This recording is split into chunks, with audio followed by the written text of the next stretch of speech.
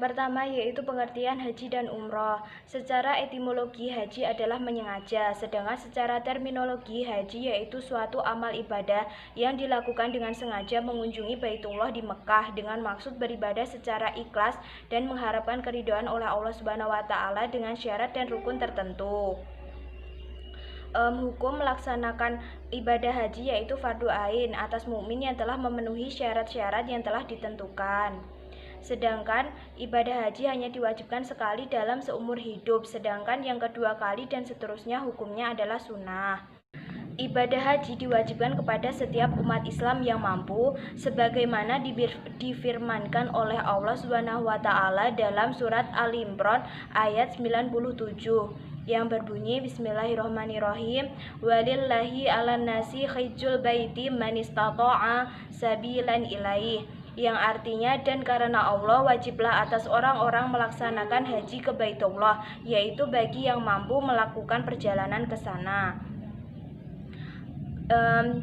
Jika seseorang sudah memenuhi syaratnya dan tidak segera menunaikan ibadah haji, maka ia berdosa karena melalaikannya. Kemudian selanjutnya yaitu pengertian umroh. Umroh secara bahasa berarti berziarah atau berkunjung. Sedangkan menurut istilah, umroh adalah melakukan ziarah ke Baitullah di tanah suci dengan niat karena Allah Subhanahu wa taala dengan syarat dan rukun tertentu. Hukum melaksanakan umroh adalah sunnah. Meskipun dalam pelaksanaan umroh telah mencakup haji, namun dalam melaksanakan ibadah umroh tidak berarti ibadah haji telah terpenuhi. Kemudian syarat melaksanakan ibadah haji dan umroh. Syarat wajib haji yang pertama adalah Islam, kedua balik, ketiga berakal sehat, yang keempat merdeka, yang kelima mampu, dan yang keenam ada mahram bagi wanita. Kemudian syarat sah haji. Yang pertama yaitu dikerjakan sesuai batas-batas dan waktunya. Misalnya miqat zamani, batas waktu pemakaian ihram dan batas waktu wukuf. Kemudian yang kedua melakukan rukun-rukun haji tidak boleh dibalik. Yang ketiga dipenuhi syarat-syaratnya, misalnya syarat tawaf dan syarat sya'i. Yang keempat yaitu dikerjakan di tempat yang telah ditentukan. Kemudian yaitu syarat umroh. Syarat wajib umroh yang pertama Islam, kedua balik, ketiga berakal sehat, yang keempat merdeka, dan yang kelima mampu. Syarat sah umroh meliputi Islam, balik, berakal, dan juga merdeka. Rukun-rukun haji yang pertama yaitu ihram, yang kedua wukuf di padang Arafah, yang ketiga tawaf, yang keempat sa'i, yang kelima tahallul, dan yang keenam tertib. Rukun melaksanakan umroh yang pertama ihram, kedua tawaf yaitu mengelilingi Ka'bah sebanyak 7 kali dengan niat tawaf umroh, yang ketiga sa'i, yang keempat tahallul, dan yang kelima adalah tertib. Kemudian wajib haji dan umroh. Yang pertama yaitu wajib haji. Wajib haji di sini meliputi ihram dari miqat, kedua bermalam di Muzdalifah, yang ketiga bermalam di Mina, yang keempat melempar jumroh, yang kelima meninggalkan segala yang diharamkan karena ihram, yang keenam tawaf wada atau tawaf perpisahan, yang ketujuh menjauhkan diri dari semua larangan hati.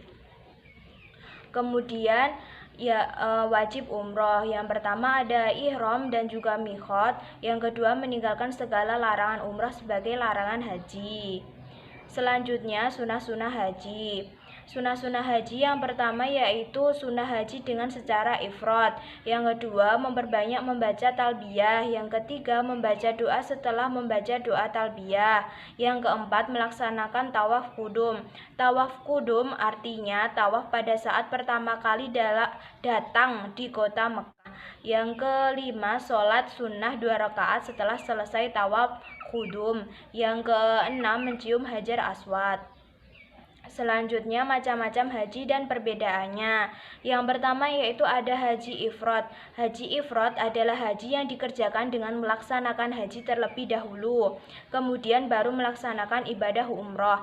Jadi dalam hal ini kita 2 kali melaksanakan ihram, yaitu dari miqat untuk haji dan juga ihram lagi dari miqat untuk umroh, serta melaksanakan seluruh pekerjaan umroh. Semua itu dikerjakan setelah menyelesaikan ibadah haji. Yang kedua ada haji tamatu. Haji tamatu ini adalah cara melaksanakan haji dengan mengerjakan umroh terlebih dahulu pada bulan-bulan haji dan setelah selesai barulah mengerjakan haji. Jadi pertama-tama kita harus melakukan ihram sampai selesai untuk keperluan umroh. Kemudian ihram untuk keperluan haji. Kemudian mereka yang mengerjakan haji dengan cara tamatu wajib membayar dam, yaitu menyembelih seekor kambing atau berpuasa 10 hari yang dibagi 3 hari di tanah suci dan 7 hari saat tiba di tanah air. Kemudian yang ketiga ada haji khiran. Haji khiran adalah melaksanakan ibadah haji dan umroh secara bersama-sama. Jadi dalam hal ini melakukan ihram dan miqat dengan niat untuk haji sekaligus untuk umroh. Hal seperti ini juga dikenakan dam atau denda, sama halnya dengan haji tamattu. Kemudian larangan-larangan ibadah haji dan umroh. Yang pertama ada larangan khusus bagi pria. Yang pertama, memakai pakaian berjahit selama dalam ihram. Jamaah haji pria hanya boleh memakai pakaian kain putih dan tidak berjahit. Yang kedua, memakai tutup kepala sewaktu dalam ihram. Yang ketiga, memakai sepatu yang menutup mata kaki sewaktu dalam masa ihram. Kemudian larangan khusus bagi wanita. Yang pertama, memakai tutup mata. Yang kedua, memakai sarung tangan. Kemudian larangan bagi jamaah pria dan wanita. Yang pertama yaitu memotong dan mencabut kuku. Yang kedua memotong atau mencukur rambut kepala. Yang ketiga memakai harum-haruman pada badan, kepakaian maupun rambut kecuali yang dipakai sebelum ihram. Yang keempat berburu atau menyembelih binatang darat dengan cara apapun ketika dalam ihram. Yang kelima mengadakan perkawinan. Yang keenam berjumpa rayu dengan syahwat atau bersenggama. Yang ketujuh mencaci maki, mengumpat, bertengkar, mengucapkan kata-kata kotor. Yang kedelapan memotong atau mencabut segala macam yang tumbuh di tanah suci. Larangan-larangan tersebut perlu diperhatikan. Barang siapa yang melanggarnya maka kepadanya dikenakan dam atau denda. Kemudian tata urutan pelaksanaan haji dan umroh. Tata urutan pelaksanaan haji yang pertama ada ihram, kedua wukuf di Arafah, yang ketiga mabit di Musdalifah, yang keempat melempar atau melontarkan jumroh Aqobah, yang kelima tawaf ifrad, yang keenam tawaf sa'i, yang ketujuh tahalul, yang kedelapan bermalam di Mina, dan yang kesembilan tawaf wada. Kemudian tata urutan pelaksanaan umroh yang pertama yaitu ihram, kedua kemudian masuk ke dalam Masjidil Haram untuk melakukan tawaf sebanyak 7 kali sama seperti haji. Yang ketiga selesai tawaf dilanjutkan sa'i antara Bukit Sofa dan Bukit Marwah. Yang keempat selesai sa'i kemudian tahalul dan seterusnya seperti pada pelaksanaan haji. Assalamualaikum warahmatullahi wabarakatuh. Saya akan mempresentasikan yaitu tentang sodaqoh, hibah, dan hadiah. Yang pertama yaitu sodaqoh, definisinya yaitu suatu pemberian yang diberikan oleh seorang muslim kepada orang lain secara spontan atau secara cuma-cuma, secara sukarela tanpa dibatasi oleh ruang, waktu, dan jumlah tertentu. Terus yang kedua untuk landasan sodaqoh sendiri banyak tercantum dalam Al-Quran. Salah satunya yaitu Al-Quran surat An-Nisa ayat 114 yang artinya tidak ada kebaikan pada kebanyakan bisikan-bisikan mereka kecuali bisikan-bisikan dari orang yang menyuruh manusia memberi sedekah atau berbuat baik atau mengadakan perdamaian di antara manusia. Yang ketiga yaitu hukum sedekah. Hukumnya sendiri sedekah secara umum dibedakan menjadi dua, yaitu sedekah wajib dan sedekah sunnah. Dan sedekah sunnah sendiri itu juga dibedakan menjadi dua, yaitu sedekah yang tanpa mengalir pahalanya dan ada sedekah yang terus mengalir pahalanya walaupun pihak yang menyedekahkan itu telah meninggal dunia. Yang keempat manfaat dan fungsi sedekah. Untuk manfaatnya dan fungsinya yaitu pertama bisa menolak bala atau musibah. Yang kedua bisa membuat manusia hidup sederhana dan rendah hati. Yang ketiga meningkatkan kepedulian sosial. Kemudian untuk yang B, hibah, definisinya yaitu pemberian sukarela dan atau cuma-cuma tanpa pengharapan balasan apapun. Jadi untuk kalau hibah itu bedanya dengan sedekah tanpa pengharapan balasan apapun secara cuma-cuma atau sukarela. Terus dasar hukum hibah yaitu ulama fikih sepakat bahwa hukum hibah adalah sunnah berdasarkan firman Allah Quran surat An-Nisa ayat 4 yang artinya berikanlah mas kawin atau mahar kepada wanita yang kamu nikahi, gitu.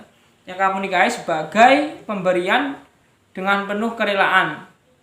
Kemudian jika mereka menyerahkan kepada kamu sebagian dari mas kawin itu dengan senang hati, maka makanlah pemberian itu yang sedap lagi baik akibatnya. Ya, untuk yang ketiga itu rukun dan syarat hibah. Untuk rukun hibah ada 3. Yang pertama yaitu penghibahan, harus ada penghibahan dan penghibah dan penerima hibah. Ya, yang kedua barang yang dihibahkan, yang ketiga ijab dan qabul. Terus macam-macam hibah ada 3 juga. Yang pertama hibah bersyarat, hibah manfaat dan hibah rukbah. Terus untuk hikmah hibah sendiri yang pertama bisa menghilangkan rasa dengki, menghilangkan kebakilan jiwa, mewariskan kasih sayang dan terjalin rasa cinta antara pemberi dan penerima. Ya, kemudian yang C hadiah. Hadiah untuk definisinya sendiri yaitu merupakan pemindahan pemilikan atas suatu harta dan bukan hanya manfaatnya. Dasar hukum hadiah yaitu Quran surat Al-Baqarah ada di potongan surat Al-Baqarah ayat 177 yang artinya dan memberikan harta yang dicintainya kepada kerabatnya. Yang pertama, terus anak-anak yatim, selanjutnya orang-orang miskin, musafir, orang yang meminta-minta dan hamba sahaya. Dan untuk rukun dan syarat hadiah yaitu yang pertama, harus ada pemberi dan penerima hadiah. Yang kedua, adanya ijab dan qabul. Yang ketiga, harta yang dihadiahkan. Sekian. Di sini saya akan menyampaikan materi tentang makanan dan minuman yang dihalalkan dan diharamkan. Makanan dan minuman yang halal itu makanan yang boleh dikonsumsi sesuai dengan syariat Islam. Sehingga makanan dan minuman yang diharamkan sesuai dengan syariat Islam itu tidak boleh dikonsumsi. Makanan dan minuman yang dihalalkan itu meliputi 3 hal, yaitu halal cara mendapatkannya, halal proses pengolahannya, dan halal karena zatnya.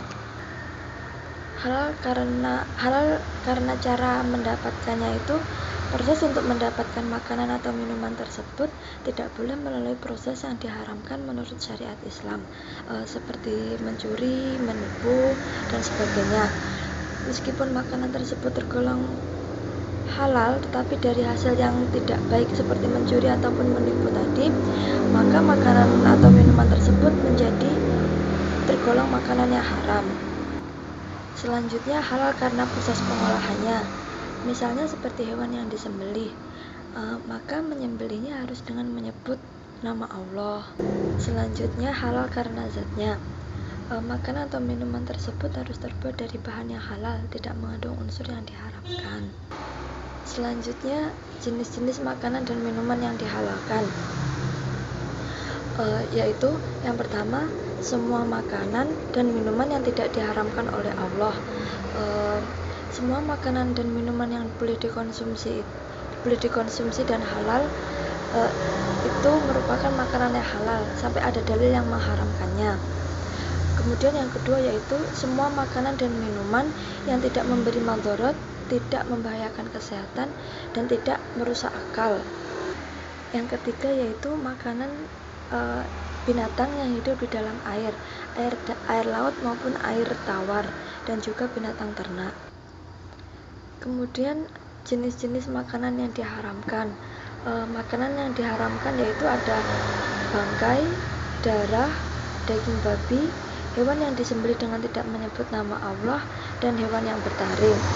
Kemudian makanan yang Kemudian minuman yang diharamkan yaitu minuman keras atau khamar yang bisa memabukkan, minuman yang tercampur najis, minuman dengan adanya zat psikotropika, dan minuman yang dianggap memiliki kekuatan. Sekian penjelasan dari saya. Wassalamualaikum warahmatullahi wabarakatuh.